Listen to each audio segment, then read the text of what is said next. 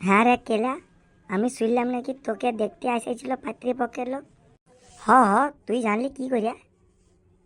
না মানে পাত্রীপক্ষের লোক তো আমার বাপুকেই জিজ্ঞেস করেই গিয়েছিল তোর বাড়িতে। তা কি বলল তোর বাপু? কি আর কইবার, তোর ঘরের রাস্তাটা বলে দিল আর তোর নামে কিছু গুণগান করে দিল। বাহ চুনু, তোর বাপিয়া আমাকে এত ভালোবাসে। শুধু ইচ্ছা কথা আমার মাথায় ঢুকছে না, কোন বাপের বিটি বলিয়েছিল যে আমি নাকি মদ খাইয়ে যা হেতায় পড়ে আর সে হুনু জানিয়া আমার বেহাটাই ক্যান্সেল করে দিলা। তো হুনু জানবো কি করে? আমার বাপেই তো বলেছে যাতে ওই টুকির সঙ্গে আমার বেহা ঠিক হয়ে যায়। আমিও জানবো কি করি? আমি কি জানি? আমার বাপে তো তোর নামে ভালো ভালো কথাই কইছিল।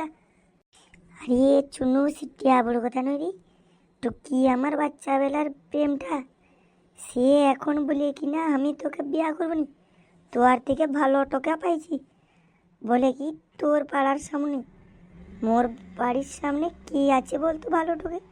সবেই তো মদ গেঁজা খোর।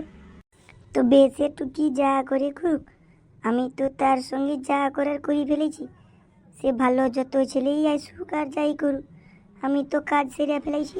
কাজ সেরে ফেলেছি মানে কি করছু রে? ওই ইন্টু পিন্টু খেলে ফেলেছি আর কি।